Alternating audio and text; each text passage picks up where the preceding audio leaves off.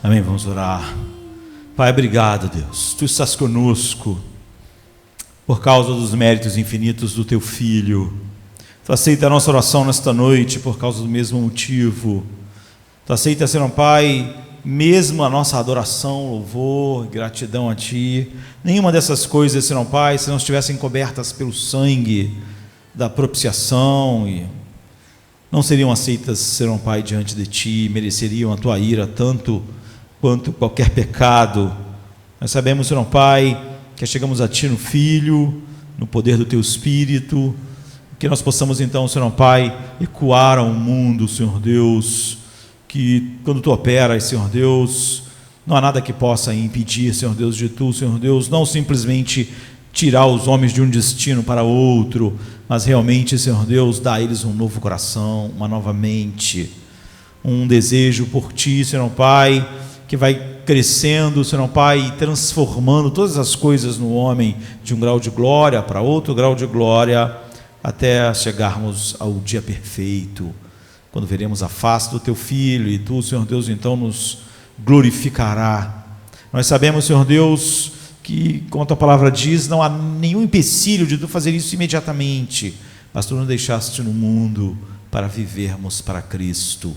Que nós possamos, Senhor Pai, olhar para esta vida em todos os seus contextos, e cada situação que nós enfrentarmos de alegria, de tristeza, e de saúde, e de doença, e de vida, e de momento da morte, nós sempre pensarmos: como eu posso glorificar Cristo agora, nesse contexto, porque para isso eu estou aqui. E nós não temos, Senhor Pai, direção, a não ser que venha da Tua palavra, por isso meditamos nela de dia e de noite.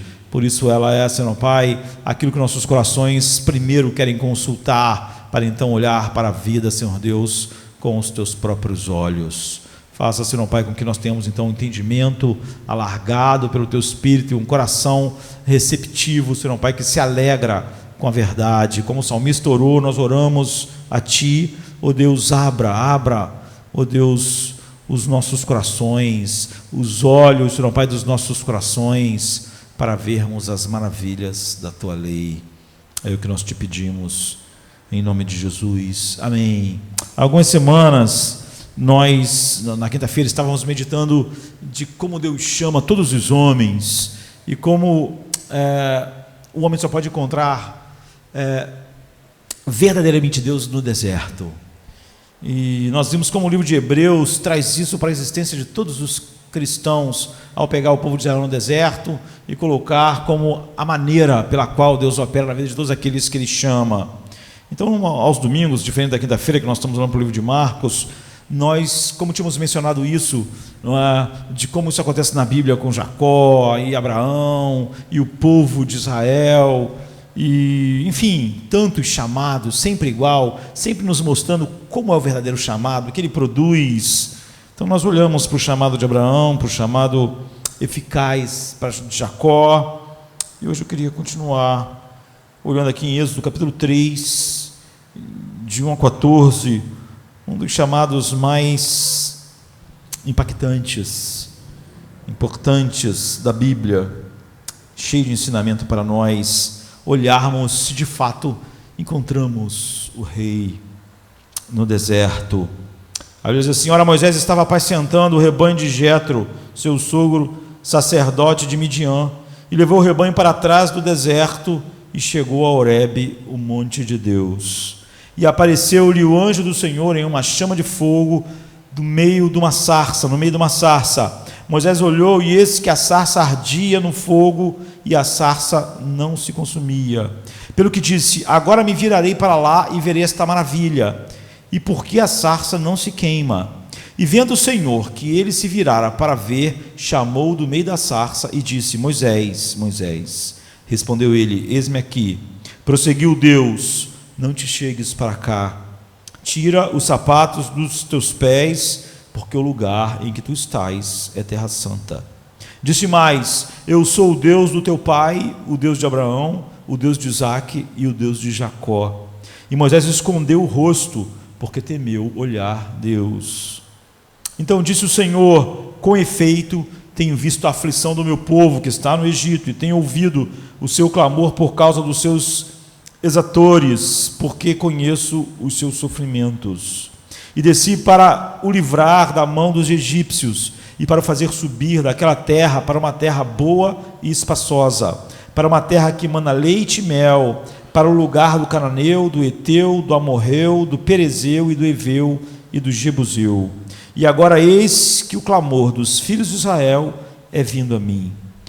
E também tenho visto a opressão com que os egípcios os oprimem. Agora, pois, vem, eu te enviarei a Faraó para que tireis do Egito o meu povo, os filhos de Israel. Então Moisés disse a Deus: quem sou eu para que eu vá a Faraó e tire do Egito os filhos de Israel? Respondeu-lhe Deus: certamente eu serei contigo. Isto te será por sinal de que eu te enviei. Quando houveres tirado do Egito o meu povo, servireis a Deus neste monte.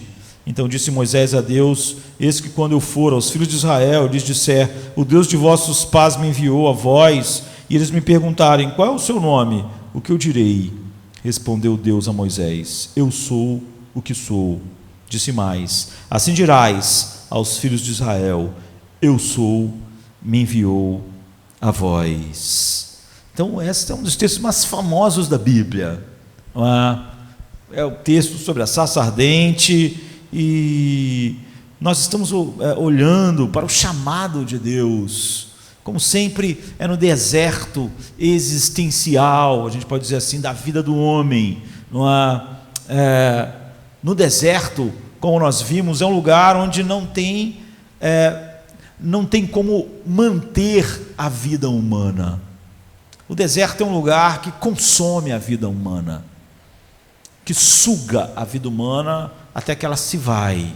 Não há água suficiente, não é possível uma agricultura sustentável, então não há alimento suficiente, o calor é alto demais, durante o dia o sol é abrasador, durante a noite as temperaturas despencam, então vem o frio. Não há nada a não ser coisa ressequida. Há alguns rios, mas são temporários. Você pode levar comida como o povo de Israel levou, mas logo tudo vira bolor e tudo se estraga. Então nós vimos como Deus usa sempre o chamado de Deus verdadeiro, sendo no deserto, porque o homem, nesta vida, ele, neste mundo, acredita em muitas coisas que sejam fonte para ele e pão para ele. E a miséria humana é exatamente quando ele percebe, como no deserto todas as fontes são temporárias e toda a comida se vai, ele percebe então que aquela fonte da qual ele achou que ia tirar a vida, a subsistência, a existência, o sentido, a alegria, a identidade, sua autoestima, aquilo começa a secar, é temporário, né? Alguém acha que é a carreira, outro acha que é uma posição na sociedade ou entre os seus pares, outros acham que a fonte e o pão é o casamento, é o dinheiro, é a saúde.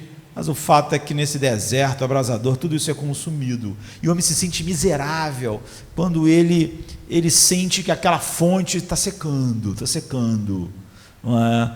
Deus diz através do profeta: o meu povo fez duas maldades. Ele deixou a mim um manancial das águas vivas, ou seja, das águas que fluem, nunca secam, estão sempre lá, refrescantes, dão vida. E eles cavaram para si cisternas rotas. Tem um pouquinho d'água lá, mas elas não podem reter as águas.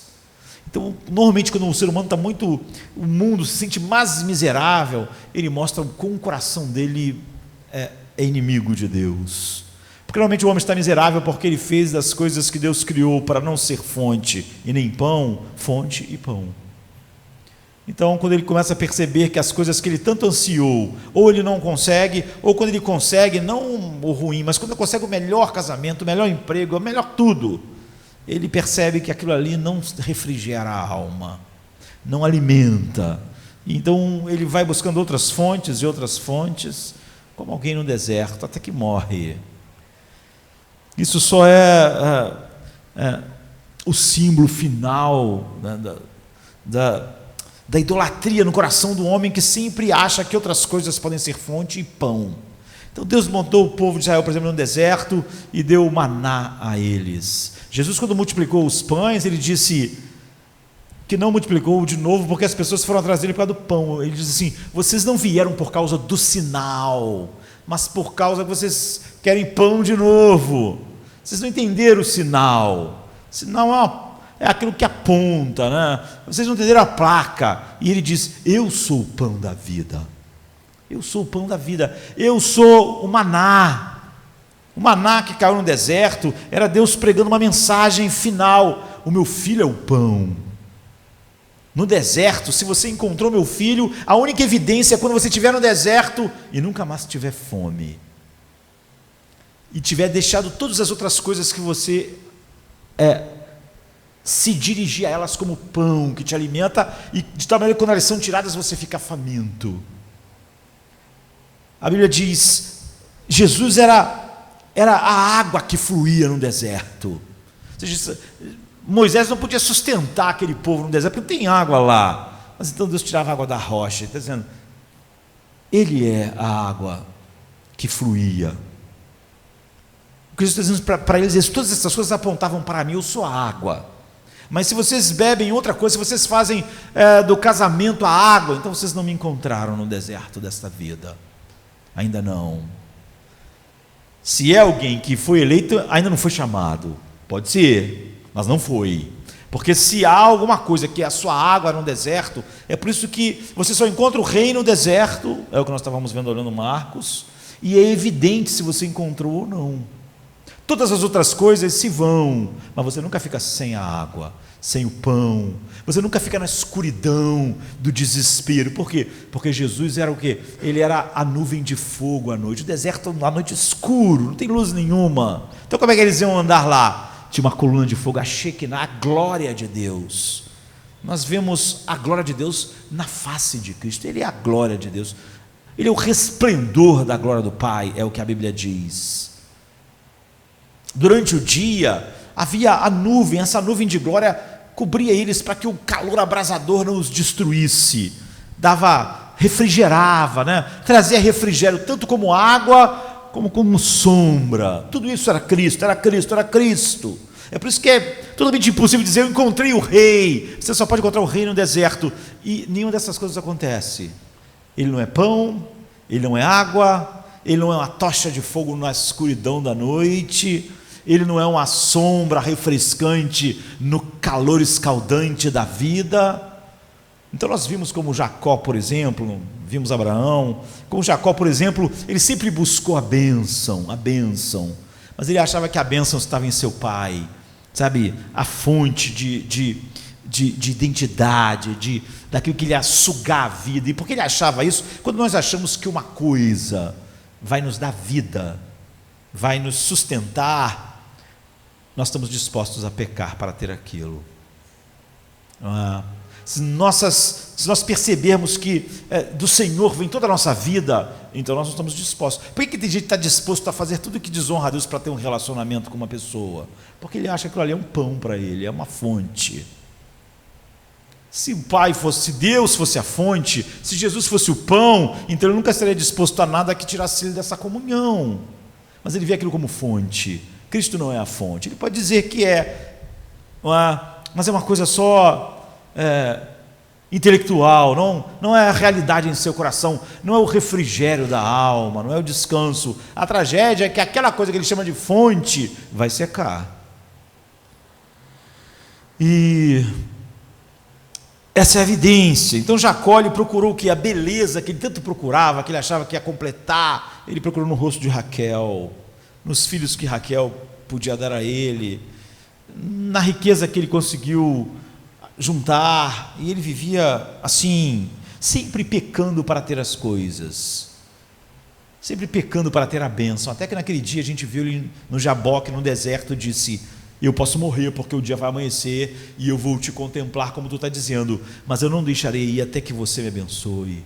Eu procurei a bênção na face de Raquel, na beleza dela, na voz do meu pai, no que eu ganhei, mas hoje eu descobri que a vida foi todo um engano, porque só tu pode me abençoar, só tu pode me dará bênção. E nós vimos como ele venceu através da fraqueza. Sempre o chamado de Deus é assim. Aqui está Moisés. Você vê que aqui é uma experiência de chamado finalmente de Moisés, não para conhecer Deus intelectualmente, ele já conhecia, como Jacó já conhecia. O pai de Jacó era Isaac, o avô de Jacó era Abraão, e Deus é o Deus de Abraão, de Isaac e por causa disso de Jacó. Aqui você vê que Deus fala com Moisés: eu sou o Deus dos teus pais. Moisés já conhecia Deus, é óbvio, não é? Ele não passou a acreditar em Deus nesse dia, ele acreditava, não é, que o Deus de Abraão, de Isaac e de Jacó. Então é o que Deus diz a ele: eu sou o Deus do teu pai, o Deus de Abraão, de Isaac e de Jacó. Então ele já cria, como Jacó já cria em Deus. Quando chegou a Jaboque, você vê que a vida dele nunca tinha sido alterada, porque de fato isso era só um conhecimento, um assentimento intelectual. Eu acredito, mas ele nunca viu Deus como a fonte da bênção, que ele continuava procurando em Raquel, em Isaac, no dinheiro. Ele continuava procurando uma fonte, ele continuava procurando o pão. Deus não era essas coisas para ele. Mas é óbvio que ele conhecia Deus, ele tinha feito um trato que ficava evidente que ele via Deus não como o pão e a bênção em Betel, quando ele disse: se tu fizer isso, se tu me der isso, aquilo, então eu vou te obedecer. Ou seja, ele via Deus como um meio para o pão, um meio para a fonte, não Deus como o pão, Deus como a fonte. E você só é chamado quando isso muda. Então, Deus está dizendo: eu sou o Deus que você acredita, Moisés, eu sou o Deus do teu pai, eu sou o Deus de Abraão, eu sou o Deus de Isaac, eu sou o Deus de Jacó. Mas Moisés nunca tinha encontrado Deus, visto Deus de tal maneira real, que ele era a fonte, que ele era o pão.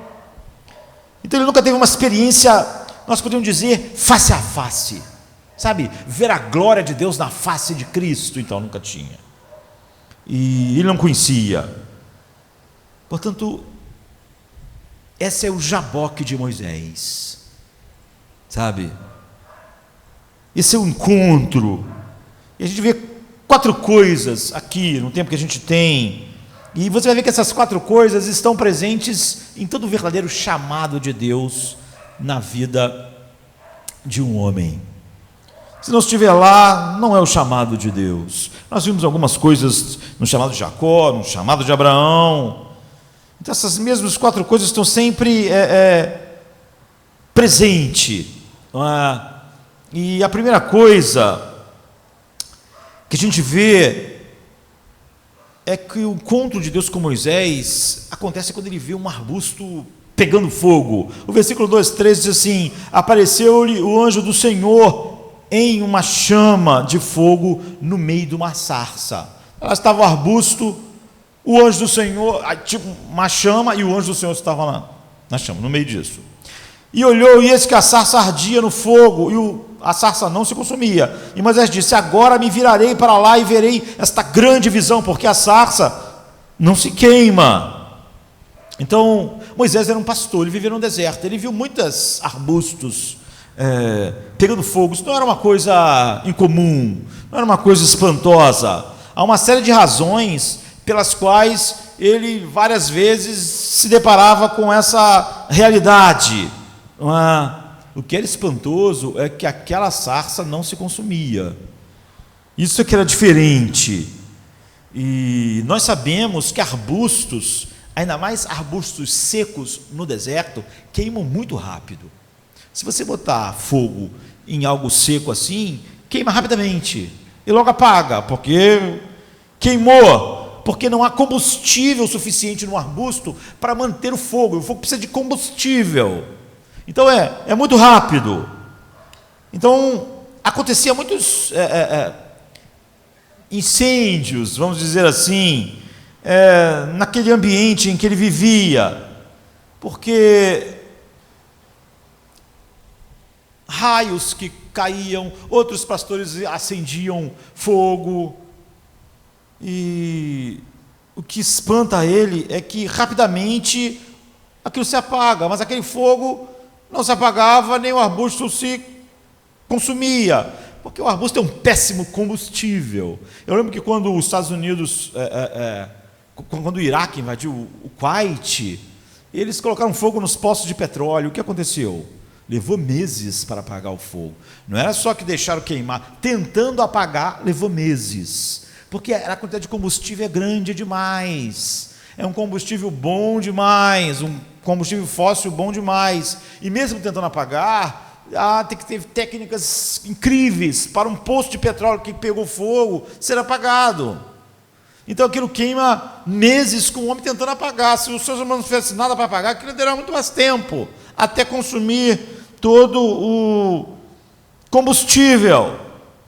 Então Moisés, quando viu aquilo, disse: eu vou olhar de perto, o que é isso? Que evento é esse? O que está acontecendo ali? Isso não é possível, o arbusto tinha que queimar. Quando joga fogo no papel, ele queima e apaga logo, não é assim?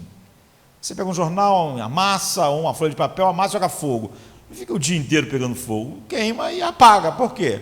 Porque tem pouco combustível, logo se extingue. Então era como se você amassasse um papel, jogasse fogo nele e ficasse pegando fogo o dia inteiro. E você olhasse, o papel está lá bonzinho. O fogo não está queimando o papel, o fogo está... O que sustenta o fogo? Por que o arbusto continua a queimar? Isso que intrigou Moisés. E a Bíblia diz assim, em 13:4: agora me virarei para lá e verei esta grande visão, esta maravilha, porque a sarça não se queima. E vendo o Senhor que se virava para ver, bradou. Muitas coisas, mas eu só disse que ia falar 4. Não é? Ele diz: olha, eu vou parar para olhar essa estranha visão. Então a palavra hebraica fala de você se desviar do que você estava fazendo, ou da direção que você estava indo, ou o que você estava indo fazer na direção que você estava indo, parar e ir para o lado oposto. Ele foi interrompido. Ele foi interrompido e tirado do seu caminho normal e daquilo que era normal ele fazer. Assim é com Jacó. Nós sabemos que quando Jacó encontrou, finalmente Deus chamou Jacó estava num plano para encontrar o seu irmão, ele não estava buscando Deus. Nós sabemos que quando Paulo foi chamado, ele estava indo para Damasco matar cristãos, não estava buscando Deus. Nós sabemos que quando Abraão foi chamado, ele estava em Ur dos Caldeus adorando a lua, estava buscando Deus. Nós sabemos que quando Jacó foi chamado, ele estava buscando a bênção nos seus filhos, no casamento, no seu pai, talvez na reconciliação com seu irmão, na família. E aqui está o primeiro princípio. Normalmente, sempre na Bíblia, algo acontece quando Deus chama um homem que tira ele daquilo que seria normal para ele ir. O homem nunca está buscando Deus, ele nunca acha que Deus é o pão, que Deus é a água. Você vê a maior parte dos cristãos que dizem que Jesus é o pão da vida, na verdade não é. Ele nunca está satisfeito em Cristo, ele nunca está sem sede ele sempre faz de outras coisas pão, outras coisas água, outras coisas luz, outras coisas sombra. Eu vou sentir o refresco e refrigério se isso aqui é minha sombra. Cristo não é a nuvem que me cobre. A minha nuvem que cobre é a minha segurança financeira. Aí eu descanso. Mas como isso não demora, é o deserto. Logo eu estou desesperado, porque está um calor danado, porque a nuvem foi embora. Aquela nuvem tênue que eu tinha. Então esse é o primeiro princípio. Deus entra e perturba, e interrompe a nossa mente, nosso pensamento, como nós achávamos que a vida devia ser, e aonde nós íamos tirar alimento suculento e água que nos saciaria, e ele nos interrompe. Ele interrompeu Paulo, ele interrompe Moisés, interrompe Jacó, interrompe Abraão. E Moisés viu a sarça ardente, e isso não se encaixava na sua compreensão da vida. na sua compreensão do que podia e devia acontecer. É por isso que Jonathan Edwards diz que os cristãos que se alegravam com uma alegria indizível e cheia de glória era um enigma para o mundo. É óbvio que aquelas pessoas viram algo que fugia anteriormente da sua compreensão. Se você chamasse elas antes e dissesse assim: se alguém tirasse os seus filhos, matasse a sua família, tirasse a sua casa, você ia sentir alegria indizível? A pessoa ia dizer: não, loucura, isso vai acabar comigo, isso é o fim, a vida não tem mais sentido.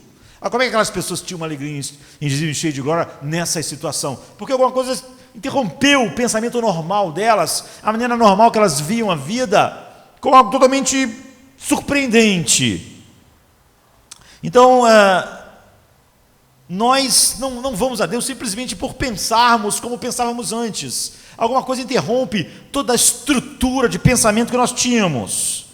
Algo vem e perturba a nossa vida, algo que nós não podemos explicar, e que nos faz pensar de maneira totalmente oposta ao que pensávamos antes. É natural nós pensarmos que o dinheiro é uma fonte, que o casamento é uma fonte, e que o meu próprio ego é a razão de eu buscar as coisas, que a minha identidade venha do reconhecimento que vem do mundo, da cultura. Enfim,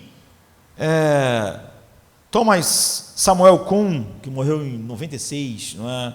Foi um filósofo, cientista, famoso. Em 62 ele escreveu um livro chamado A Estrutura das Revoluções Científicas. É um livro mais acadêmico. E ele fala, ele que começou a deixar esse termo mais popular, ele fala sobre uma mudança de paradigma. Então, paradigma é um conceito da ciência e da epistemologia, não é? Que é a teoria do conhecimento. E ele define isso para nós. Ele fez várias reivindicações notáveis sobre o progresso do conhecimento científico nesse livro, A Estrutura das Revoluções Científicas, escrito ali no início dos anos 60. E ele escreve que a ciência funciona, e a estrutura das revoluções científicas não funciona como nós imaginamos, não é?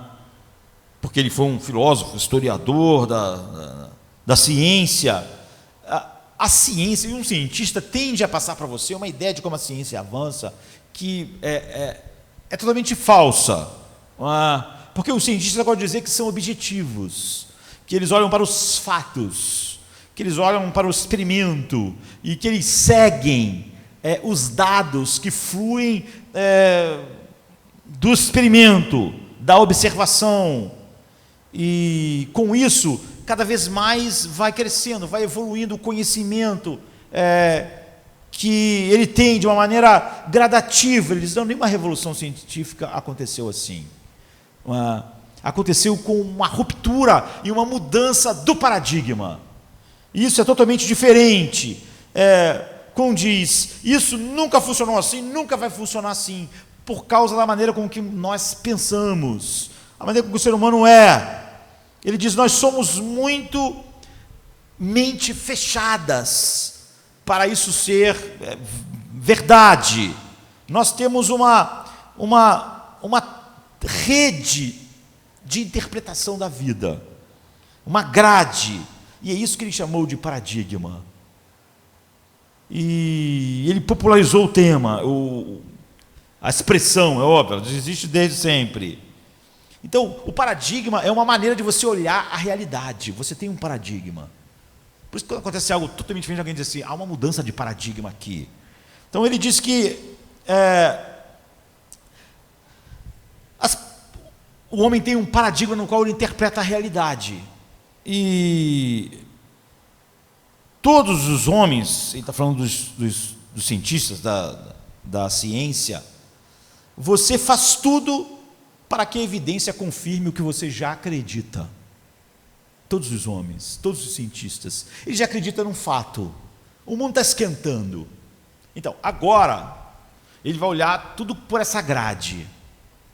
E ele só quer achar evidência para confirmar o que ele já acredita. Ele não foi olhando as coisas e viu que o mundo está esquentando. Ele definiu: o mundo está esquentando. Ele quer buscar as evidências de que provem isso. É o oposto do que era para ser. E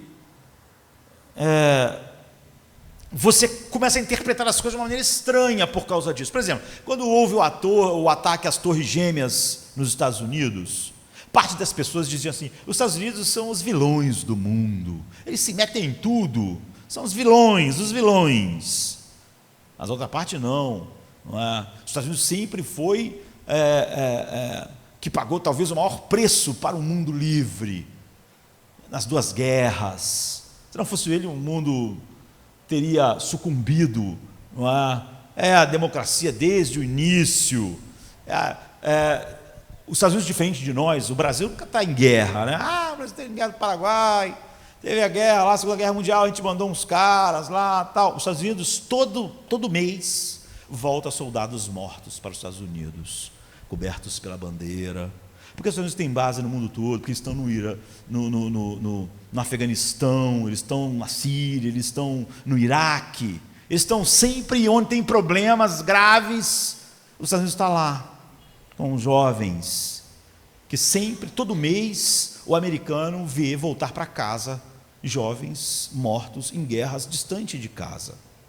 Então muitas pessoas dizem: os Estados Unidos, se não fosse essa força, essa potência americana envolvida em todos os conflitos, o mundo livre não poderia permanecer. Ele acaba tendo que agir como polícia do mundo. Muita gente critica, mas quando tem um problema as pessoas pensam: por que os Estados Unidos não falam lá e fazem alguma coisa? Por que eles não vão lá? Por que eles estão deixando acontecer isso? Eles tinham que ir lá com os seus aviões, com a sua tecnologia de guerra, para acabar com o Obama. Tem que acabar com o Obama, não, o Osama. Obama já é o presidente americano, né? Tem que acabar com o Osama Bin Laden, ele tem que caçar ele, tem que acabar com ele. A gente pode dizer: por que a gente tem que caçar o Osama Bin Laden? Mas a gente acha: por que os Estados Unidos critica a Obama? Ele deixou o ISIS crescer. O ISIS agora foi esmagado em pouco tempo. Por que os Estados Unidos deixou o ISIS crescer? O Estado Islâmico tem que ir lá. Então, mesmo que critica, acaba achando que eles tinham que ir lá. Então, eles estão acostumados a ver soldado morrer. Não é na Segunda Guerra Mundial, sempre, todo mês. Mas o que acontece? Foi lá, os aviões bateram na torre, caiu tudo, as duas torres. Aí você viu algumas pessoas, uns analistas dizendo: está vendo? Isso é porque os Estados Unidos é mal. Eles ficam se metendo em tudo. Aí acabou que os caras lá vieram com o avião e jogaram na torre deles. Mas há outros já disseram assim: está vendo? É porque eles estão lutando pelo mundo livre. Então os terroristas querem atacar eles. Você vê, como é que os aviões bateram na torre e duas pessoas dizem exatamente o oposto? É porque ele é mau. E o outro: é porque ele é bom. Você vê, é porque essas pessoas têm uma rede de paradigmas. E a tua tendência é sempre querer que aquela evidência corrobore o que você já pensava. Você já achava que ele era mau. Então, como bateu lá o avião, você pensa: como é que eu posso interpretar isso de tal maneira que ele continue mal como eu acho que ele é? E se você vê ele como o guarda do mundo livre, você vai dizer: está vendo que está sendo atacado, porque jovens dele voltam todo mês para casa mortos, porque eles têm que se meter em tudo, e senão vira o caos. Seria como a cidade sem polícia. Cidade sem polícia vira o caos. Se o poderio americano não contivesse esses focos de mal lá nos cantos, então os talibãs iam tomar o mundo, então os terroristas iam tomar o mundo, ou então aquele país lá, a China ia aprisionar todo mundo. Mas você vê, é o mesmo dado: os aviões bateram na torre, mas as pessoas estão interpretando aquilo de acordo com a sua própria, com aquilo que ele já pensava antes. Então, como coisas entram na nossa vida, há uma tendência de nós interpretarmos aquilo dentro da nossa grade. Mas de vez em quando começa a chegar coisas, é assim que Deus nos chama, que não se encaixa, e quebra isso. Então, o exemplo do Kuhn com o seu livro, que ele dá no livro, por exemplo, é a mudança da compreensão ocidental, finalmente, do sistema solar, de como as coisas funcionavam. Durante anos, séculos, todo mundo acreditava que a Terra era fixa e que tudo girava em torno da Terra. Não é? E isso parecia explicar tudo que a gente via acontecendo. Está vendo? É porque está girando, porque nós estamos aqui, porque a gente está no centro. Todos os dados que iam chegando, nós já tínhamos estabelecido que a Terra era o centro. Nós já tínhamos estabelecido o paradigma. Então, todas as nossas observações, a gente interpretava assim, a gente dizia, claro que isso está acontecendo desse jeito. Por quê? Porque a Terra é o centro. A Terra é o centro. Então, nós descobrimos um novo planeta e um novo corpo celeste, e aí a gente dizia, claro que é assim, porque isso está encaixando na grade, está encaixando no paradigma. Mas então começou a acontecer umas coisas, e uns corpos agiam de uma maneira que contrariava o paradigma. Mas o que os cientistas faziam? Deixa isso para lá, isso é estranho, está estranho, mas é que eu não estou conseguindo entender ali. Mas ainda continuava no mesmo paradigma. E daqui a pouco aparecia corpos que se movimentavam de uma maneira estranha, que não parecia que estava girando em torno da Terra, o jeito que a órbita dele estava, e começou cada vez a chegar mais dados que estava contra, mas mesmo assim ninguém mudava, porque todo mundo já tem um paradigma, e dizia, não, isso... a gente não está conseguindo entender aquela parte ali, mas o todo está explicando aquilo, que a Terra é o centro. A Terra é o centro. Até que chegou uma hora que alguém disse, o paradigma está errado. A única explicação é que não pode ser isso. Não é? E a Terra não é o centro, o Sol que é o centro do sistema. Quando alguém disse isso, quiseram matar o cara, lógico, porque o cara estava contra o paradigma. Contra todos os cientistas, contra o pensamento de todo mundo. Então, mas aí viram que, se isso fosse feito, começava todas aquelas coisas que não estavam fazendo sentido, começava a fazer sentido. Eles, é assim que a ciência evolui, não é progressivamente, é com mudanças de paradigmas. O que chegou à conclusão é que tudo estava errado, por causa do paradigma. Agora, com esse novo paradigma, as coisas se encaixaram. Mas ele disse, começa o mesmo processo novamente. Você começa, todas as dados que chegarem que é contrário ao paradigma, você... Então o cara é assim, o cara quer provar que a Terra está esquentando. Aí todos os dados que vão chegando, que corroboram, ele põe. Aí no dado lá que ele fez uma pesquisa lá, e esse dado aqui não está falando isso, tá? Esse dado aqui, vou deixar ele fora da minha pesquisa. Porque ele está indo contra, não quero que ele vá contra, quero só as coisas que vai a favor. Então vai chegando dados a favor, ele vai colocando. Todo dado que vai chegando contra fica fora da pesquisa, fica fora da pesquisa. Por quê? Porque ele já estabeleceu que a Terra está esquentando. Ele só quer evidência. É como você estabelecer primeiro que alguém é culpado de um crime, e agora você só quer a prova. Toda prova que vem que o cara é inocente, você esconde. Você quer condenar o cara. Todas as provas que vêm, que parece que ele você bota no processo, você vai mostrar no tribunal. Mas se você é o advogado é o promotor e descobre uma prova que vai inocentar, você não apresenta, você esconde. Quem tem que procurar isso é o advogado dele. Meu negócio é condenar ele, essa prova, esse troço aqui vai inocentar ele. Então você vê. Então, quando mudou, quando a gente foi para o sistema heliocêntrico, tudo se encaixou. Mas tudo então estava errado antes. É uma conversão. Quando alguém diz que Deus o chamou, mas não houve uma mudança de paradigmas, é mentira.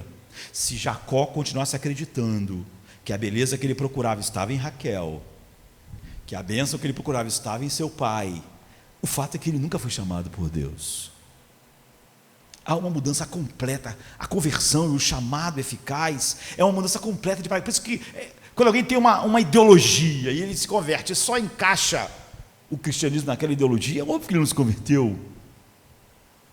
É óbvio que Deus é só um aditivo, é só um suplemento vitamínico que vai continuar ajudando ele a achar as fontes que ele quer. É por isso que Jeremias dizia, você confia em Deus, mas Deus não é a sua confiança. O que é estranho, como é que o cara confia em Deus, mas não na confiança dele? Ele confiava em Deus, Jeremias diz, para dar a ele o que ele confiava. Ele confiava que o dinheiro vai trazer a ele paz. E ele confia que Deus pode dar o dinheiro. Você vê, ele confia em Deus, mas Deus não é a confiança nele. Porque se Deus fosse a confiança, ele ia confiar que Deus ia dar paz a ele, não o dinheiro. Então, você vê que nessa pessoa crê em Deus, até confia em Deus, mas não há uma mudança de paradigmas. Ele continua dizendo, eu vou ter paz se eu tiver dinheiro, eu vou ter felicidade se eu tiver esse casamento, eu vou ter isso se eu tiver o respeito da sociedade. Então, aquelas coisas continuam sendo o pão, a água e o alimento, e eu só acredito que Deus é capaz de me dar aquilo, mas Ele não é o meu refrigério, Ele não é a minha paz, Ele não é a minha alegria indizível e cheia de glória. Jeremias diz, você confia em Deus, mas Deus não é a sua confiança. A sua confiança é o dinheiro. E você confia em Deus para te dar o dinheiro. Jacó acreditava nisso em Deus. Por isso que ele falou em Betel para Deus, se tu me deres isso, eu vou te servir. Porque, ou seja, se você me der as fontes, se você me der o descanso, o pão, eu vou ficar feliz. E aí eu vou te servir, vou fazer os cultos para ti. Ele não viu Deus como. Então, a conversão é uma mudança de paradigmas. É totalmente diferente do que você era, de como você pensava. Então, não é mudar um pouco as suas crenças, não é mudar e pensar que Deus existe, que Deus pode fazer o seu casamento te fazer a pessoa mais feliz do mundo, ou te dar as coisas que vão fazer você ter uma alegria indizível e cheia de glória. É Ele ser a sua alegria indizível e cheia de glória. É Ele seu pão. E é por isso que Jesus disse, vocês não estão vindo porque vocês viram o sinal dizia que eu era o pão, então vocês vieram tudo ter voltado por causa de quê? Porque eu sou o pão, mas vocês voltaram para que eu dê pão a vocês. Jesus está dizendo para eles o que Jeremias está dizendo, vocês confiam que eu posso dar pão, mas vocês não confiam que eu sou o pão. Vocês confiam que eu posso dar algo que satisfaça vocês, mas vocês não confiam que eu sou a satisfação. Isso é conversão. É por isso que come sempre no deserto, há uma mudança de paradigma, não é um aditivo ao que eu acreditava antes. Eu chego à conclusão, estava tudo errado. É como quando mudou o sistema de tudo gira em torno da Terra para o sistema heliocêntrico. O que se chegou à conclusão? Tudo que eu pensei estava errado. O chamado de Deus faz eu pensar, tudo estava errado, tudo estava errado. É o que Jacó disse, eu busquei, minha vida foi um erro total. Eu fiz todas as coisas porque eu achei que a beleza que ia refrigerar a minha alma estava no rosto de Raquel, nas palavras do meu pai, no dinheiro que eu ganhava. Você vê, agora não, eu sei que a bênção flui só de ti, e eu não vou deixar tu ir, mesmo que eu morra aqui, porque o sol vai nascer, se tu não me abençoares. Minha vida foi um engano, há uma mudança de paradigma. Então assim é que é com Deus. Você tem um conjunto de crenças, você acredita em Deus. Moisés acreditava em Deus, era o Deus de Abraão, de Isaac e Jacó, o Deus dos seus pais, mas esse Deus é inconsequente. É por isso que as pessoas podem dizer que tem Deus, mas não tem uma alegria indizível e cheia de glória, ou que elas ficam desesperadas, ou que elas estão na mesma situação do mundo. Eu acredito.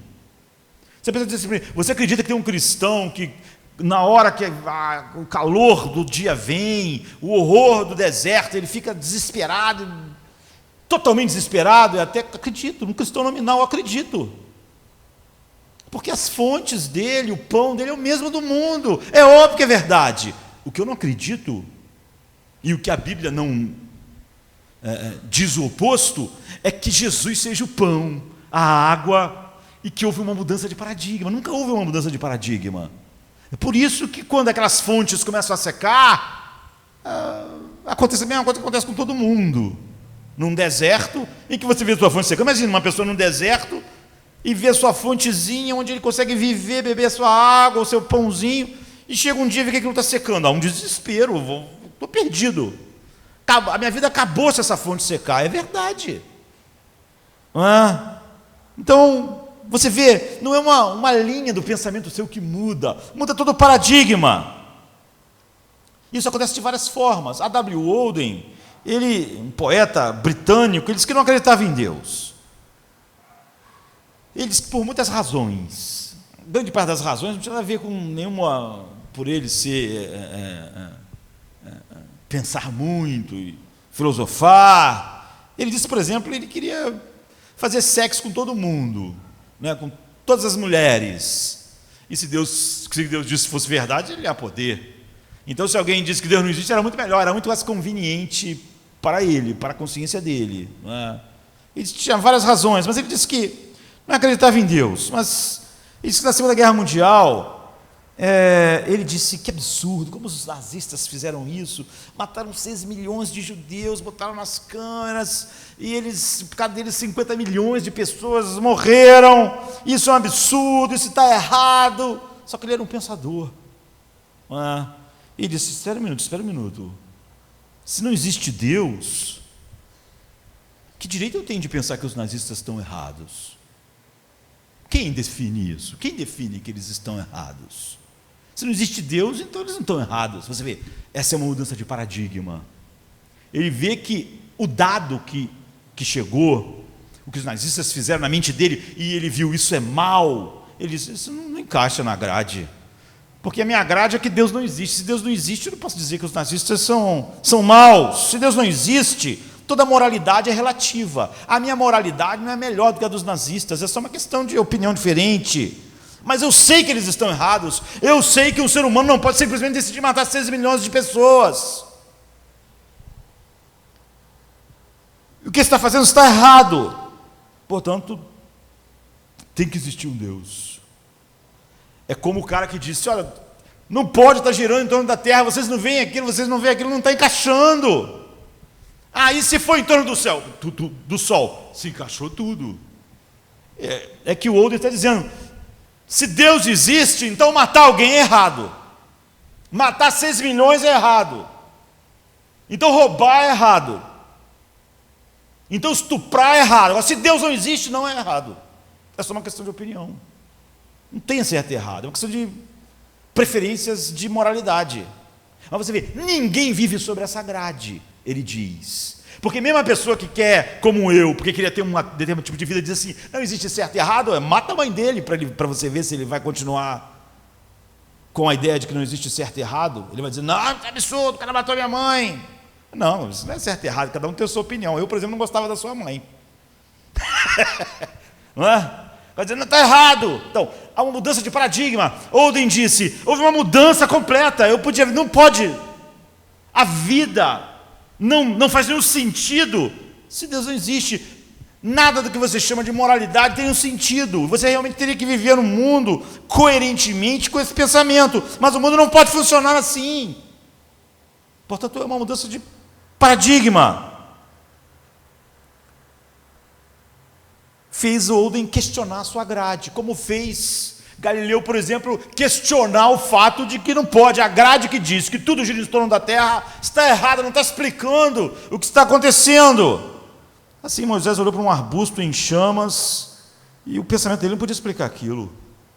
Não faz sentido. Não faz nenhum sentido. Para mim entender essa coisa, vai ter que haver uma mudança total dos paradigmas pelos quais eu vivi até agora. Então, Deus faz isso através de um evento, através de, por exemplo, igual aconteceu com o Oden, faz isso de várias formas, através de alguém que entra na sua vida. Como nós vamos ver, o cristão em si é uma sarça ardente, ou pelo menos devia ser. Por exemplo, as pessoas que Pedro está escrevendo é uma sarça ardente para o Império Romano. Eles olharam para aquelas pessoas, nós estamos matando essas pessoas, nós matamos os filhos delas, nós botamos elas na cadeia, nós tiramos a casa delas, como é que elas têm uma alegria indizível, como essas pessoas são felizes? Não encaixava na grade deles, eles tinham que pensar, tem alguma coisa que a gente não entende sobre essas pessoas. É por isso que Jonathan dizia que eles eram um enigma para o mundo ficava assim, não encaixa no paradigma. Todo mundo na situação deles devia ser miserável, mas eles não são. Não são. A gente bota um cara igual o Paulo na cadeira e escreve uma carta sobre alegria. Como pode? Está fora do paradigma. Uma pessoa privada de todos os confortos da vida e da sua liberdade e de todo tipo de coisa que é básico para o ser humano, não pode escrever uma carta sobre alegria no ambiente que ele vive. Está fora do paradigma. Nós não conseguimos explicar essa pessoa, não conseguimos explicar esse homem. Então, sempre o chamado traz algo assim, uma mudança de paradigma. não é? E como Oldem, olha, se não há Deus, então isso aqui não pode ser errado, mas isso está errado.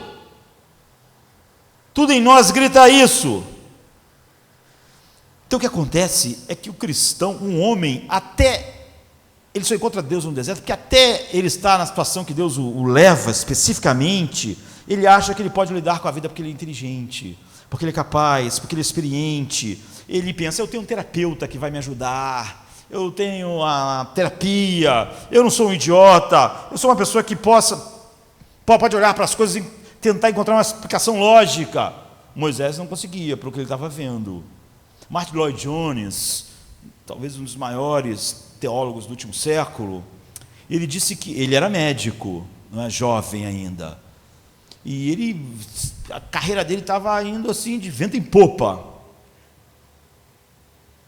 e ele disse que o ápice da carreira médica era um dos médicos que trabalhava com ele, que não era mais respeitado da Grã-Bretanha, era o médico da família real, era um cirurgião incrível, era o sonho dele, ter o respeito que aquele homem tinha, o dinheiro que aquele homem tinha, estar lá nos eventos da rainha, estar lá na América do Norte, sendo convidado para dar as palestras mais importantes. Então ele disse que só de trabalhar com aquele homem era incrível, ele estava lá, ele estava absorvendo tudo. Aquele homem era o paradigma dele, esse é o paradigma do sucesso, esse é o paradigma da vida, diz Martin Lloyd Jones. Nós sabemos que ele vai abandonar a medicina. E ele diz, por que isso aconteceu? Porque um dia, a mulher deste homem, que ele era totalmente apaixonado, morreu de uma maneira trágica. Nova. E eu estava lá no meu quarto, e ele queria ficar sozinho, né? Então ele foi lá e falou para mim assim, eu posso ficar aqui? E eu disse, lógico. Ele dizendo, lógico, pode ficar. E ele disse que acendeu a lareira, e aquele médico entrou, sentou na cadeira e ficou olhando para o fogo.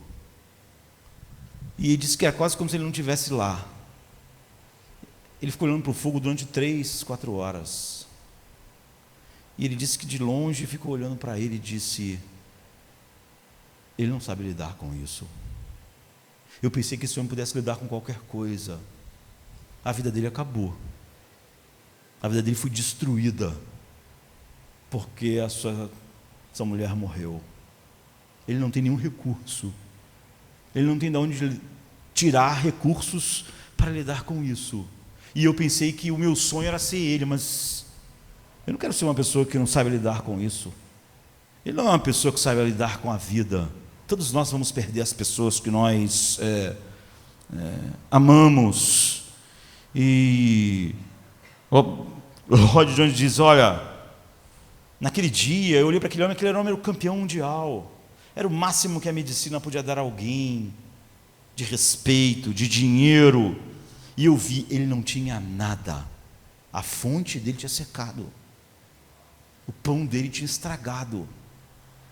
Ele disse que, de repente, ele viu toda a vaidade, Lloyd Jones, e toda a grandeza, toda a vaidade da grandeza humana, do status do homem, de ser aquilo que ele sempre quis ser, de chegar onde aquele homem chegou. Ele disse, só não tem nada. E o que estava acontecendo ali, na mente do jovem Lloyd Jones, mudou o paradigma. Ele disse, eu não quero ser esse homem. Eu não quero chegar daqui a uns anos e estar como ele.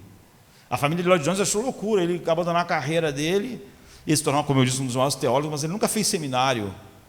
Não é? Enfim, aquele foi a hora que Lloyd Jones mudou o paradigma dele, foi a hora que Deus chamou ele conheceu o evangelho a vida toda. Mas ele disse, é óbvio que a medicina e ser médico da família real, isso é aquele médico cheio de pompa, dinheiro, importância na sociedade, era a minha fonte, era meu pão. Naquele dia eu vi, esse homem não tem como lidar com a vida, ele não tem elementos para lidar com essa realidade que ele está enfrentando agora. Ele está ali olhando para o nada, ele não tem de onde tirar os recursos. Eu não quero isso.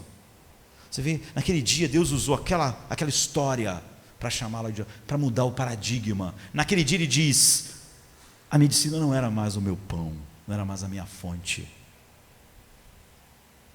não era mais o refrigério da minha alma. E aqui está o ponto. Se isso não aconteceu, se nós não chegamos num deserto, naquela hora, Lloyd Jones estava no deserto e viu, isso não é a fonte. Deus estava chamando ele. E se Moisés tivesse, é por isso que Deus chama, quando ele chama alguém, nós somos transformados para a renovação da nossa mente.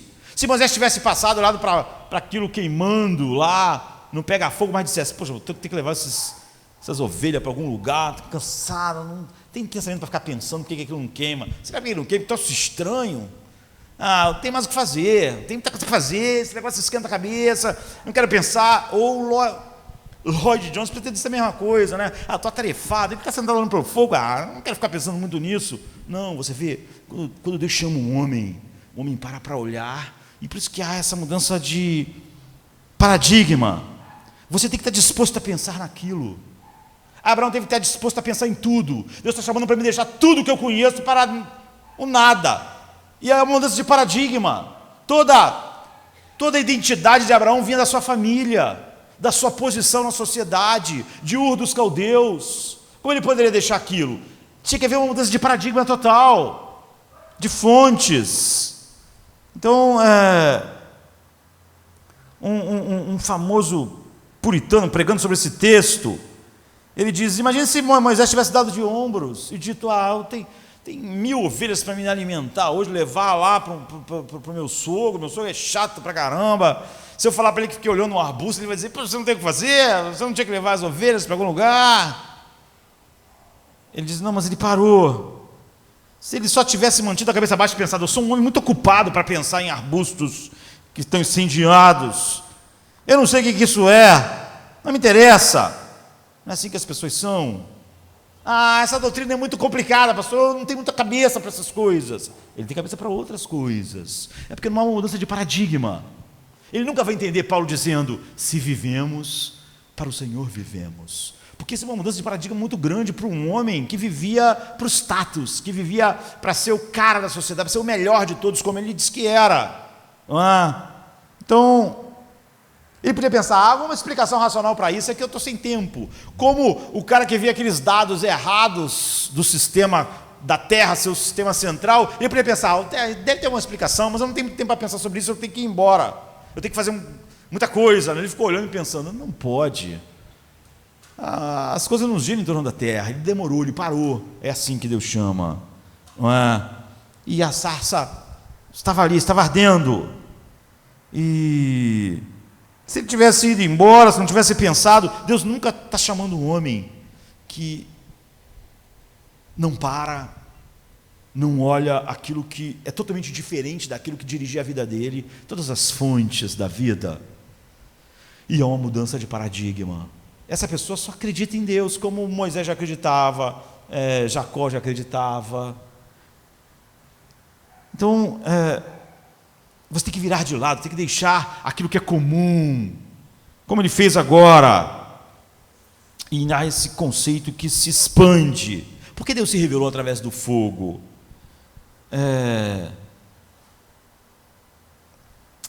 Às vezes foi ver porque o mato estava pegando fogo, e nós sabemos que, como eu disse, o fogo depende de o fogo depende de um combustível, e o combustível bom mantém o fogo, o combustível ruim apaga logo. E a primeira coisa é essa: ele teve a percepção de algo que não depende de combustíveis para queimar, não é? O fogo sempre depende do combustível que está alimentando ele. O papel, é o arbusto, é o petróleo. Ele tem uma dependência, ele se extingue sem o combustível. Deus, sempre que se revela um homem de verdade, mostra: você precisa de uma fonte, você precisa do pão, eu não preciso de nada, eu não preciso de combustível, eu sou a única coisa que não preciso de algo para existir, não preciso de combustível para queimar. Eu não tiro a minha identidade de nada, a minha alegria, a minha paz. Não é? Essa sarça que não queimava, não dependia o fogo não dependia da sarça, simboliza o que Deus disse a Moisés do seu nome. Qual o seu nome? É o que o fogo está ensinando, não é? Porque Deus disse: eu sou o que sou. Quem eu digo que me enviou? Eu sou o que te enviou. Eu não dependo de nada. Eu sou eternamente existente, dependo tão somente para todas as coisas. Então Deus nunca vai dizer para nós as coisas que a gente diz para outras pessoas, ou que a gente diz para Deus. Sem você eu estava perdido, sem você eu não ia ser nada, não é? Sem você a minha vida não ia fazer sentido. Deus nunca disse isso para ninguém, porque isso nunca é verdade para Deus. Deus não depende de nada fora dele, para nada que ele é. A sua eterna felicidade, o seu eterno prazer, o seu eterno deleite, como nós vimos na quinta-feira, meditando em Marcos. Deus eternamente subsiste em 3 pessoas. Ele tem todas as coisas: amor, alegria, comunhão, todas as coisas, eternamente, sempre em Deus mesmos. Então Deus disse: olha, aqui está uma marca de quando Deus chama um homem. Eu não dependo de nada, não é? Tudo depende de mim. Então a visão grandiosa de um Deus soberano não é uma coisa que você acrescenta. Essa é a única evidência de que você viu Deus pelo que Ele é, um Deus autossuficiente. Não há barganhas com Deus. Porque dele, por Ele, para Ele são todas as coisas. Glória pois sejam dadas a Ele eternamente, amém. Ninguém deu conselho a Ele, Paulo diz. Quem primeiro deu a Ele para depois receber? Não há. Ele é o fundamento de tudo que existe, nada é o seu fundamento. É uma mudança completa da sua visão do que Deus é. Então, quando a Bíblia diz que Deus não tem fim, nós podemos imaginar, mas quando Deus não tem começo, é um colapso para nós. Como alguém falou outro dia, fica espantado quando tu disse que Deus nunca decidiu ser amor, ser santo, ser puro. Porque nunca houve um tempo que Ele não era o que Ele é. Portanto, nunca houve uma época que Ele decidiu: eu vou ser justo, eu vou ser puro, vou ser santo, vou ser o Deus eternamente feliz. Porque Ele sempre foi. Isso é incrível para nossas mentes. O que está dizendo para Moisés é isso: eu sou a própria existência. Eu sou o fundamento de tudo que existe, nada é o fundamento do que eu sou. Eu estou sendo. E Jesus disse que sem Ele nós não podemos fazer nada. Mas Ele mesmo não depende de nada de ninguém. Esse é o nome que Deus revela aqui. Eu sou a única coisa, Ele está mostrando. Aquilo que Jacó buscou em seu pai, no rosto de Raquel, aquilo que os homens sempre estão buscando, você busca em outras coisas que dependem de outras coisas, de outras coisas. Você quer ser feliz sobre alguém que para ser feliz depende disso, depende daquilo, depende daquilo outro, depende do outro. E como todas aquelas coisas também dão errado, não funcionam, essa pessoa vai ter problemas, e aí ela não vai poder ser a sua fonte de felicidade. Tudo está se consumindo, tudo é mato que está queimando. Só eu sou uma chama que não depende de nada. É por isso que só eu sou a fonte sem fim. É por isso que eu sou a água da vida. Porque eu jorro para sempre. Porque eu não dependo de nada externo. Todas as outras coisas são dependentes de mim e de um monte de outras coisas. Então, o que está tentando mostrar é que Moisés começou a ter uma compreensão verdadeira de Deus. E quando você tem isso, nada mais realmente é fonte e pão para você, a não ser Ele. Ele tinha uma visão de Deus, mas era totalmente inadequada. Ele nunca tinha encontrado Deus de verdade. Ele só conhecia. E agora tudo mudou, em todo chamado de Deus é assim. Em terceiro lugar, isso é uma coisa pessoal, e o fogo, no chamado aqui, aponta para isso. O fogo tem 2 coisas, nós podíamos olhar outras coisas nesse texto, mas a hora está passando rápido. O fogo é lindo e é perigoso. é tão brilhante, é tão atraente, tão perigoso. Ele é lindo e assustador ao mesmo tempo. Então, uma chama que não depende de nada para existir é uma boa teofania de Deus. Ou seja, é uma boa mostra assim, do ser de Deus para nós. Você vê que Moisés diz: eis-me aqui. E Deus diz: não se aproxime, não se aproxime. Não assim, tire as sandálias dos seus pés, o lugar que você está pisando é santo. E a Bíblia diz que Moisés ficou com medo de olhar para Deus. Deus é assim, é lindo e terrível. É maravilhoso e assustador. Não é? E a santidade de Deus é a coisa pela qual nós fomos criados para nos deleitar. Mas a santidade de Deus é a coisa mais perigosa que existe. Deus, não há nada em Deus é perigoso, a não ser por causa da sua santidade. Todos nós queremos um Deus amoroso, mas nunca um Deus perigoso, um Deus terrível. Mas esse é o Deus verdadeiro. O fogo é bonito, mas é terrível. É bonito, mas é perigoso. É bonito, mas consome. Nesse caso é um fogo que não precisa de combustível, mas pode consumir tudo. Então, pense comigo, por que Deus é perigoso? Por duas razões. Não é? Deus nos expõe através da sua santidade. Nos expõe. Você sabe como isso funciona, eu sei como isso funciona, e isso é um problema na nossa vida sempre, sempre, em todas as situações. Todo grande talento é maravilhoso e terrível. Toda grande beleza é maravilhosa e terrível. Nós estamos falando de coisas imperfeitas. Então, sempre que você está diante de um ser humano excelente, ele é um fogo, eu diria assim. Por quê? Porque ele é maravilhoso e é terrível. Não importa que tipo de excelência a gente possa pensar, sempre funciona assim. Então, quando tem alguém maravilhoso e você está perto de você, você sabe que as pessoas vão olhar para aquela pessoa e depois vão olhar para você. Isso não te faz você ficar mal. Você é a pessoa mais linda que existe.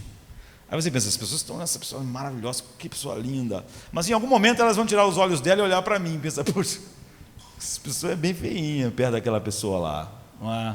Então é maravilhoso, você se encanta com aquela beleza, mas ao mesmo tempo você se sente ameaçado por ela. Isso não é só beleza física, né? Porque você pode pensar assim, eu não me sinto tão feio. Até estar diante de alguém deslumbrantemente bonito, te expõe. Não é? E se você chega perto de alguém 10 vezes mais bonito, é lindo, é maravilhoso, mas ao mesmo tempo a sua feiura fica mais evidente.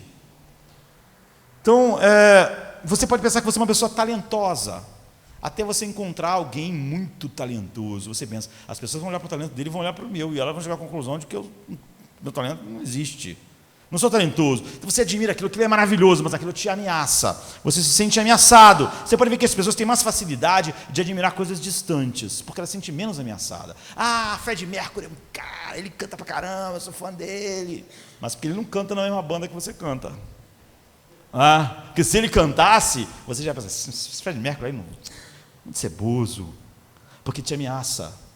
Porque te ameaça. Ele está cantando lá em outro lugar, você pode admirar. Mas perto de você, as pessoas vão tirar os olhos da voz dele e vão olhar para a sua. E aí você se sente ameaçado. Sabe, você vai para Nova York tocar violino. Você quer tocar, sei lá, a Broadway, ou então no Carnegie Hall. Aí você vai, aí você chega em Nova York feliz, pega o metrô, quando sai do metrô, tem um cara tocando violino no metrô.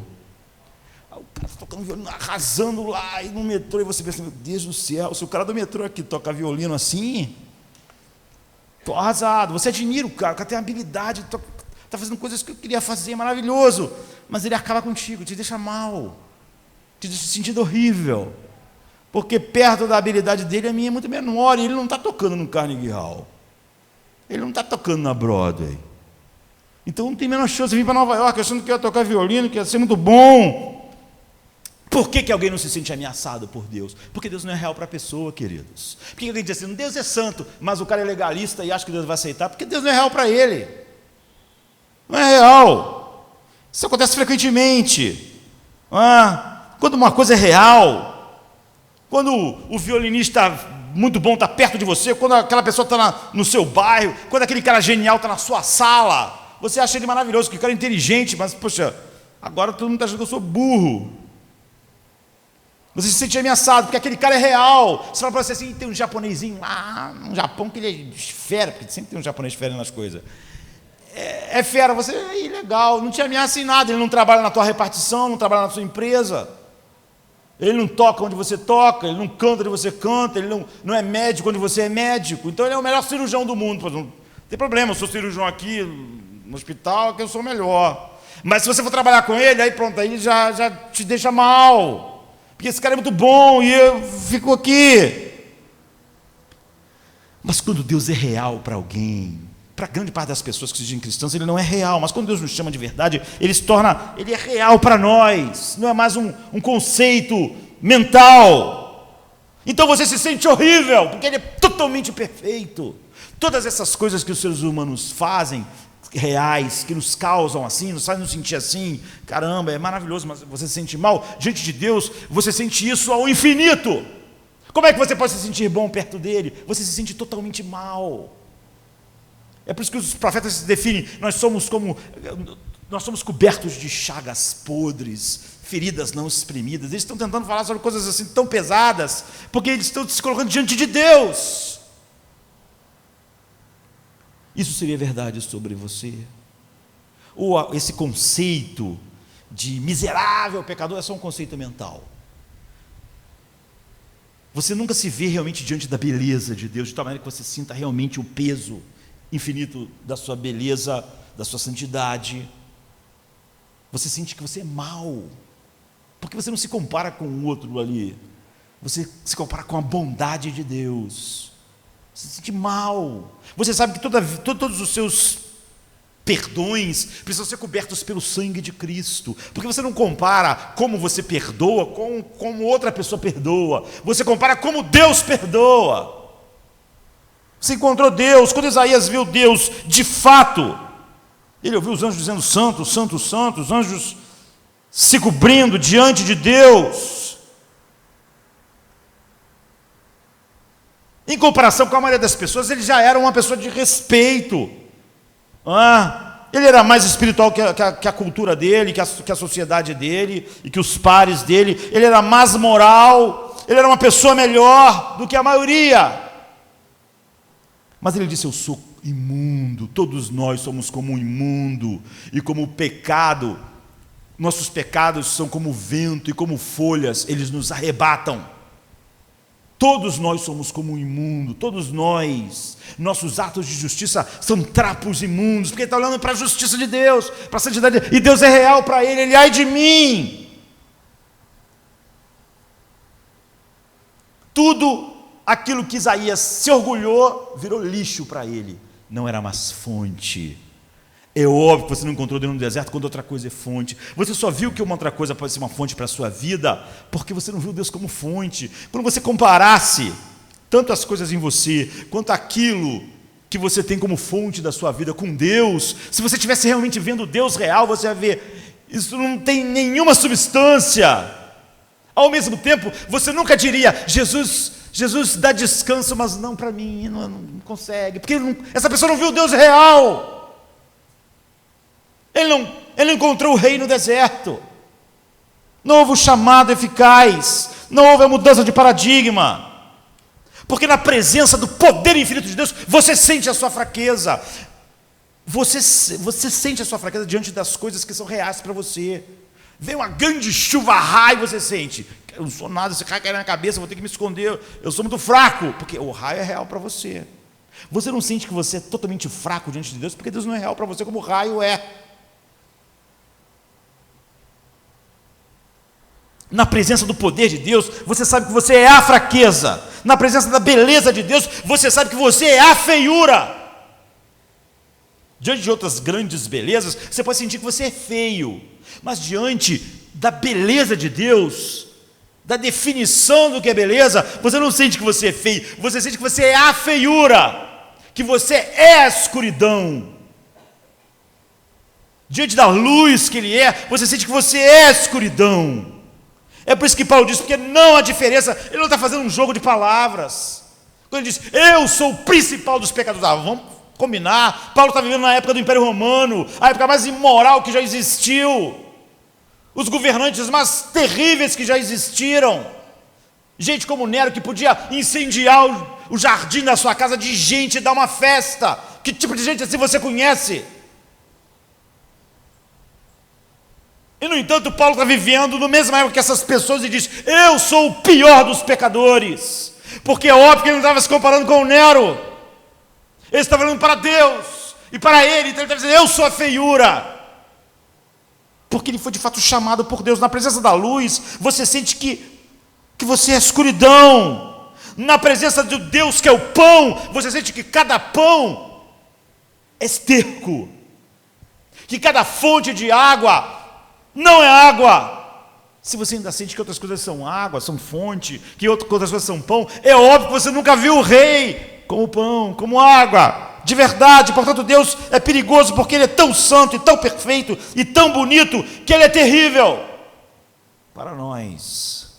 Ele não é uma coisa que a gente adiciona às nossas vidas. Deus é algo que quando chega de fato, de verdadeiramente em nossas vidas, há uma mudança de paradigma total em como a gente vê todas as coisas. Você tem um alto terremoto, você é como Isaías, você sente que está perecendo, você sente que você está debaixo da maldição final, todas as coisas que você dizia que eram boas não são boas. Você realmente diz, na tua destra há delícias perpetuamente, nada mais é uma delícia para você. Todas as coisas, há uma mudança de paradigma que você achava, isso aqui é uma delícia da minha vida, não é mais. É por isso que um homem como Asaf pode dizer, eu invejava as pessoas, a saúde delas, o dinheiro delas, eu invejava, ele está sendo sincero, mas no final ele diz, eu entrei, eu vi a beleza de Deus. Há uma mudança de paradigma, ele diz assim, não há nada na terra que eu deseje, além de ti.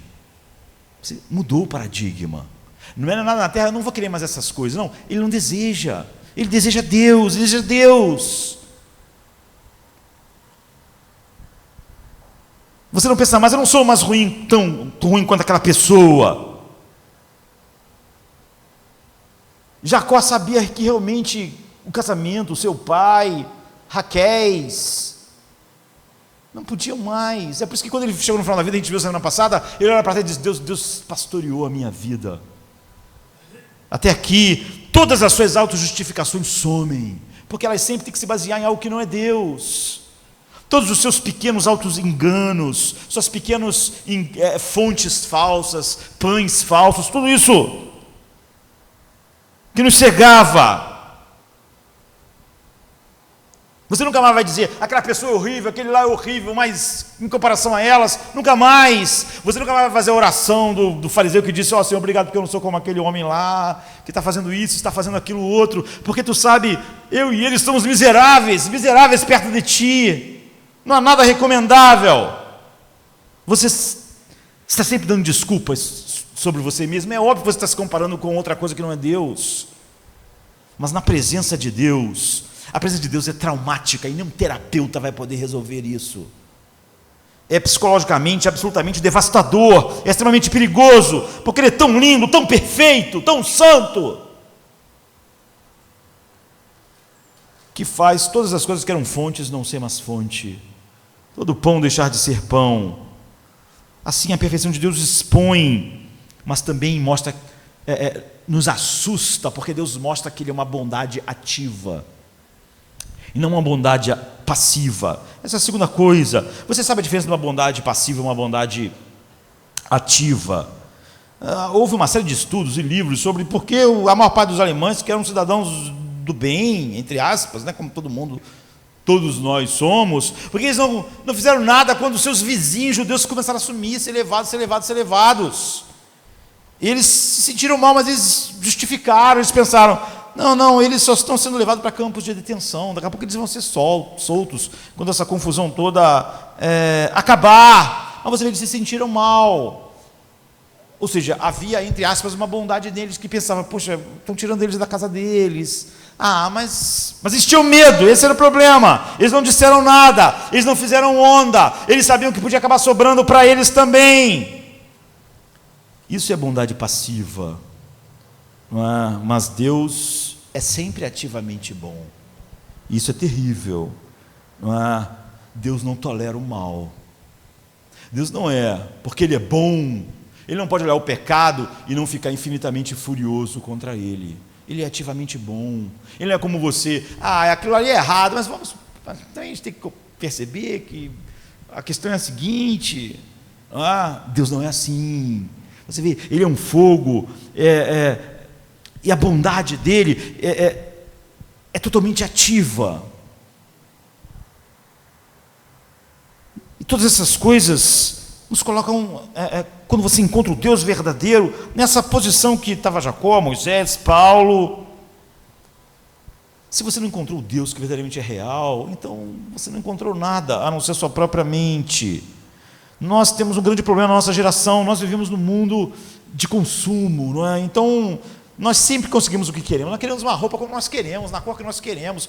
A pessoa pode ficar andando o dia inteiro no shopping porque ele quer um sapato de um determinado jeito. Não pode ser de qualquer jeito, tem que ser o que ele quer. Ou então ele pode mandar fazer uma roupa, se não achar nenhuma roupa igual. E nós começamos a achar que tudo tem que ser como a gente quer. Tem que ter o nosso tipo. Então a gente acaba fazendo Deus como a gente quer. Então as pessoas dizem, eu não quero acreditar num Deus que faça isso ou faça aquilo, um Deus irado. Eu não quero acreditar. Eu gosto de pensar em Deus como um Deus. Então, porque nós queremos ter o Deus que... Mas como esse Deus vai ser uma ajuda para nós se ele é só uma expressão da nossa mente? Como ele vai ser uma fonte para nós? Por isso que o Deus dessas pessoas não quer a fonte delas, não quer o pão delas. A nossa imaginação, por melhor que ela seja, não pode nos alimentar, queridos. Nós precisamos de coisas reais. Esse Deus que você fala, que você acha muito bom, faz você se sentir bem às vezes, é só a tua imaginação. Como é que você vai te ajudar na escuridão? Você vai ficar desesperado mesmo.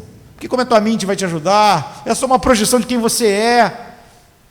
Nós somos de pães e água de verdade. E se ele é uma criação da sua mente, ele não pode te mudar, não pode te confrontar, não pode te confortar, não pode ser tua paz, não pode ser teu pão, não pode ser tua água, não pode ser ter nada. Porque é só a tua imaginação. Mas quando você se aproxima do Deus real, uma realidade espiritual real, um verdadeiro Deus, um Deus vivo, Jonathan Edwards diz que esse Deus, como a gente não criou, ele diz, nós nunca criaríamos um Deus santo, nunca imaginaríamos, pensaríamos ou gostaríamos. Porque os outros atributos de Deus, ele diz, nós podemos pensar numa maneira de nos ajudar. E você queria que Deus fosse bom, lógico, você precisa que alguém use de bondade com você, você é uma pessoa cheia de falhas, você ia querer um Deus misericordioso, lógico, porque você é culpado, você sabe que é culpado, e se alguém não tiver misericórdia de você, então você está perdido. Então ele diz que muitos atributos de Deus, porque nossos corações são egoístas e adoram a nós mesmos, nós achamos maravilhoso, mas a santidade de Deus para nós é apenas um problema, A santidade de Deus não é nada a não ser um grande problema para todos nós. Foi por isso que nós fomos expulsos diante dele, é por isso que a terra foi amaldiçoada.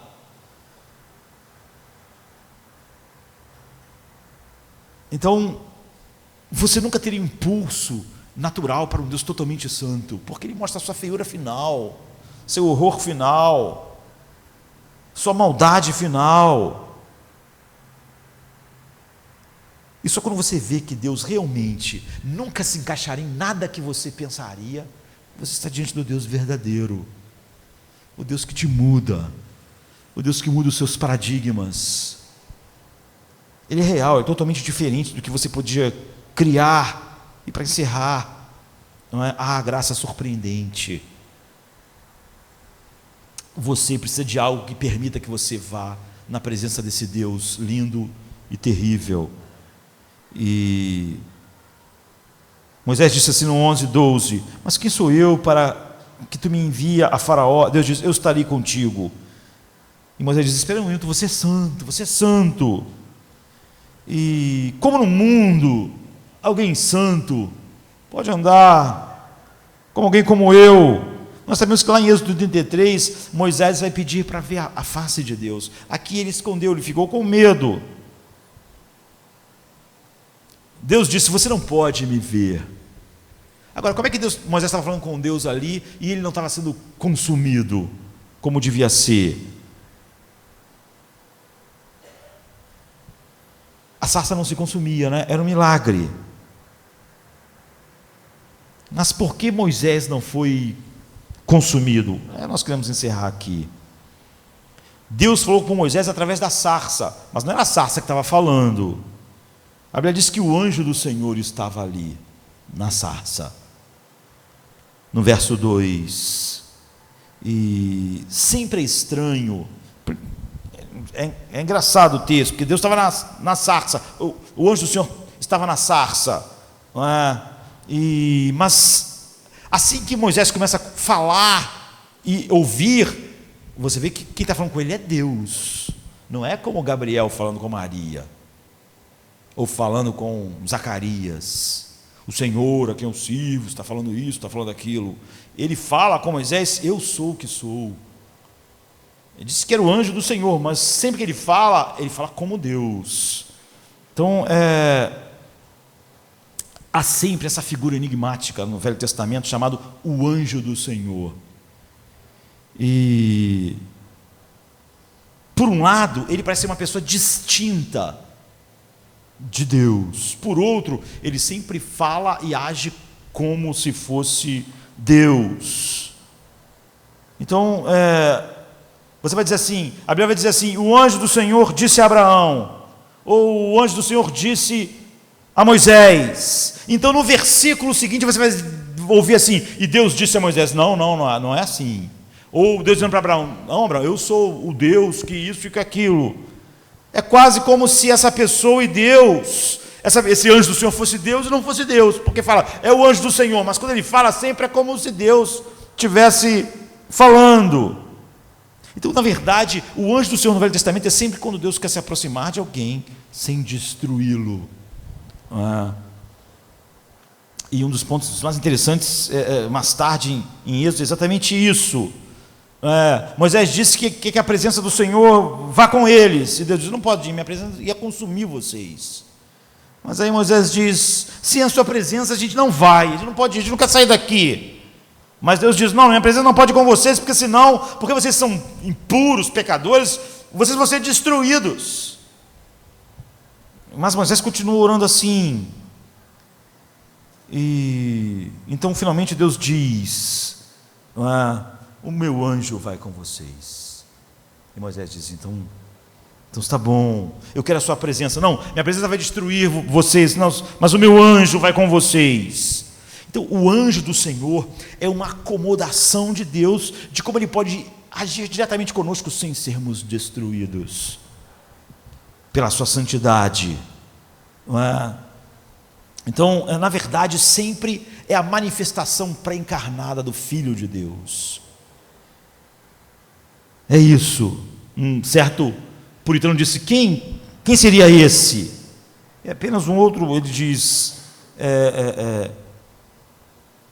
alguém que é idêntico a Deus na Bíblia, mas que pode se relacionar conosco sem que a ira de Deus nos consuma por causa dele.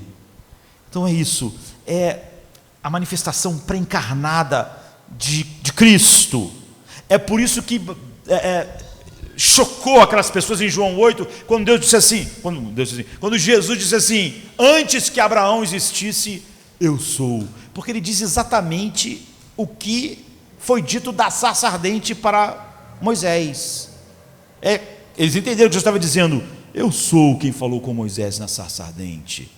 Eu sou que Moisés se revelou no Egito. Eu sou o anjo do Senhor que estava falando com ele. Eu que falei com ele que eu era Yahvé, Deus. A única pessoa que usou essa expressão lá foi exatamente nesse texto. Deus falou para Moisés: eu sou. E então Jesus pega isso e diz para eles: antes que Abraão existisse, eu sou. Então Jesus Cristo é a única maneira que nós podemos estar na presença de Deus sem sermos consumidos. Aqui está como você pode finalmente ver a beleza de Deus sem ser consumido com ela e ser capturado pela sua beleza final. O fogo é terrível e belo. A única maneira de você não estar sobre o aspecto terrível dele e poder desfrutar da sua beleza infinita. É na cruz, é em Cristo. E Deus é tão bom ativamente que Ele nunca pode perdoar de fato pecadores. Ele perdoa os pecados, mas o pecado vai ter que ser punido em alguém, no homem.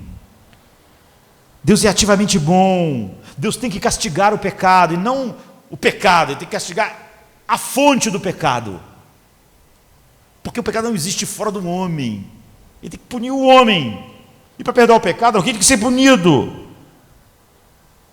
Deus nunca pode dar de ombros. Ele é uma bondade ativa, Ele é um fogo, Ele é terrível e lindo, mas Ele é tão lindo na sua manifestação perfeita em Cristo, que Ele esteve disposto a estar debaixo da sua própria fúria infinita contra o pecado. Há um hino antigo que diz: diante do trono absolvido estamos firmes, teu amor atendeu às demandas da tua lei.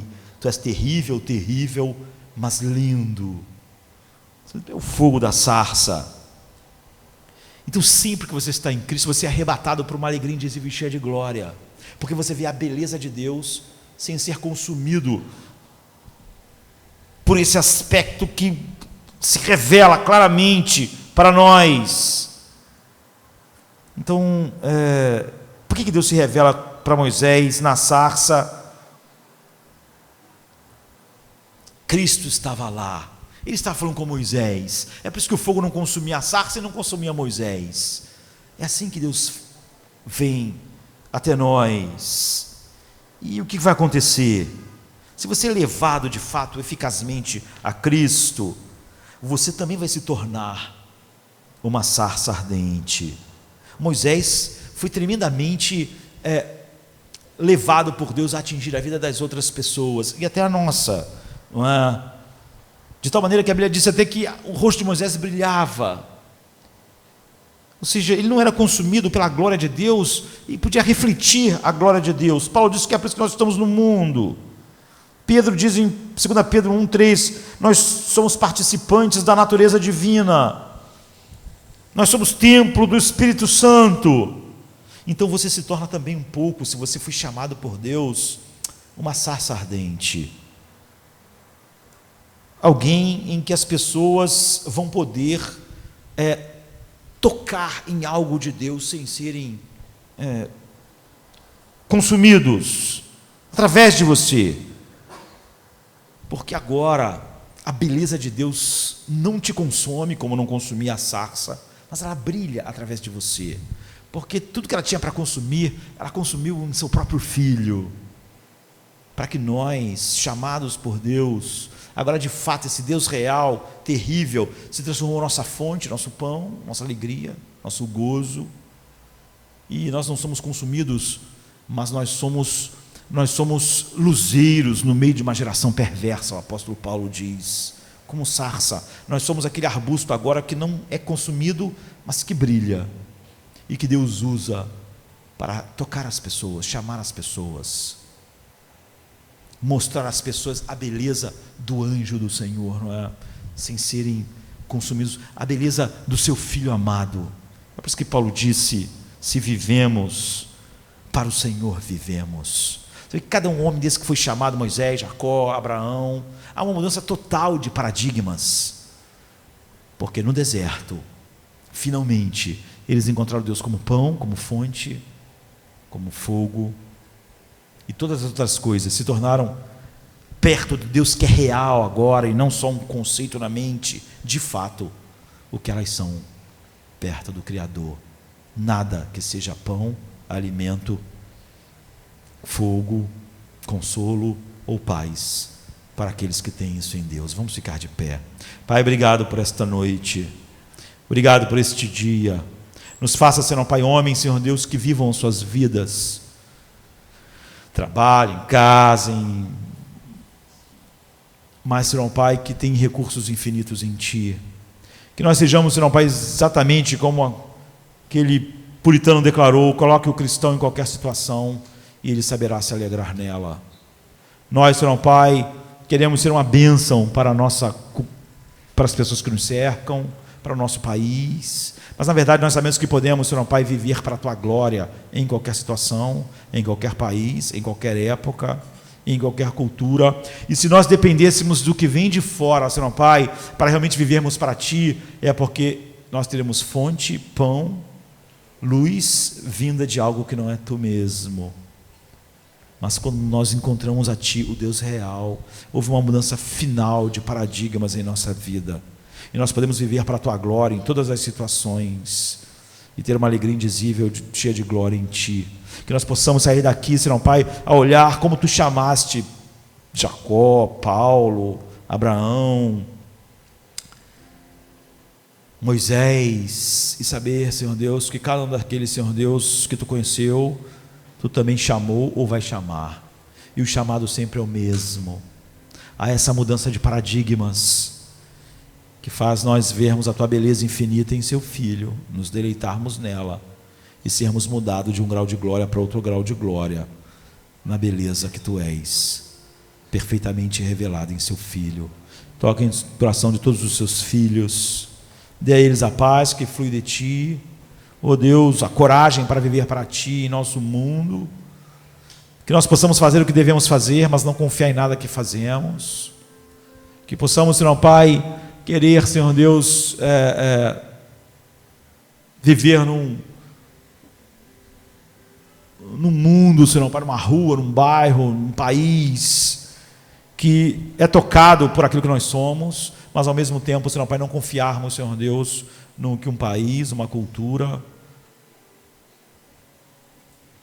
poderes, governos podem ser para que a Tua propósito se cumpra, ou para que a nossa alegria, Senhor Pai, seja plena e cheia de gozo em Ti, porque nós vimos a Tua glória, e agora nada mais, Senhor Pai, tem glória, a não ser coisas que reflitam a Tua glória, e então por isso aqueçam os nossos corações, leve-nos na Tua paz, em nome de Jesus, amém, amém. Come to me, you weary one, and I will give you rest.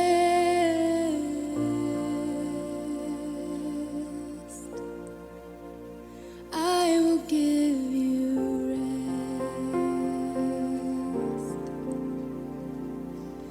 rest. Come